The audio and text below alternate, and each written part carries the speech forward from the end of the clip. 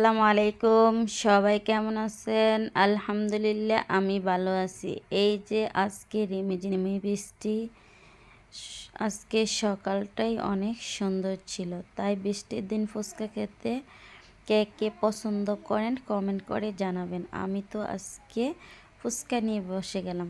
আমার মতো ফুচকা লাভার কে কে আছেন এই যে হাত তোলেন।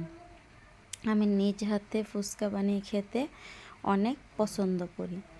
দোকানে পাওয়া যায় কিন্তু দোকানেরটা আমার কাছে ভালো লাগে না। আমি নিজে তৈরি খেলে আমার কাছে অনেক ভালো লাগে। পরিষ্কার পরিচ্ছন্নভাবে আমি এটা তৈরি করতে পারি। এই যে উনি হচ্ছে আমার হাজব্যান্ড বিসমিল্লাহ পরে ফুচকা খাওয়া এই যে আরম্ভ করে দিয়েছে।